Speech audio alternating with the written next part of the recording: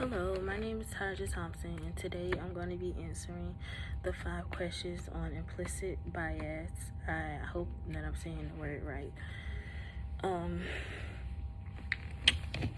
So for number 1, it says define implicit bias. Implicit bias refers to the way we may act and treat others. This refers to our actions and attitudes towards others today. Number 2, discuss the potential impact implicit biases can have on children and families when implicit biases are not examined by those working with children. Implicit biases have effects on children, especially when it comes to school. But at home, I definitely feel like parents can somehow influence their implicit biases onto their children. But I do feel like teachers also have an impact because of their implicit attitudes towards students, and it can influence how teachers can react to certain behaviors. And this can affect the students' academic success.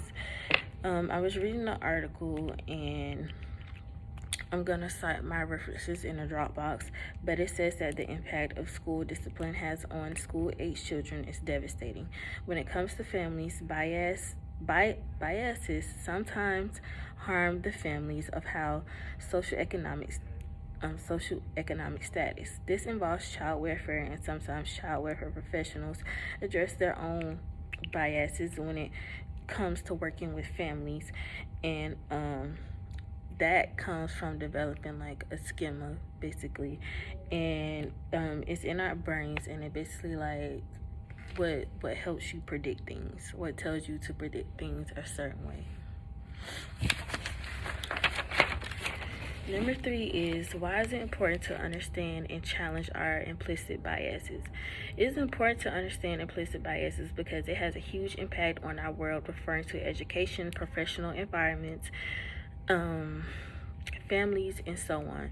This can disadvantage others, and it can turn into a continuous cycle. 5 keys to challenge implicit biases are: 1, becoming more aware; 2, study and teach colleagues; 3, pay attention to gap closing teachers; 4, stop tone policing; 5, tone into implicit biases in your school. And number 4 says, discuss the ways I can challenge my implicit biases.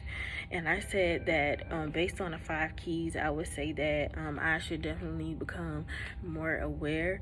And I also said that I should study and teach my colleagues, my siblings, my close friends, my parents.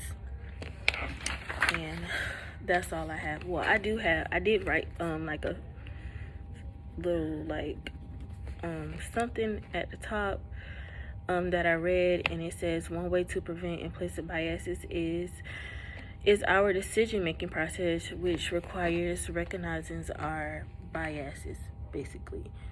So that's a way to like reduce or prevent implicit bias. Thank you.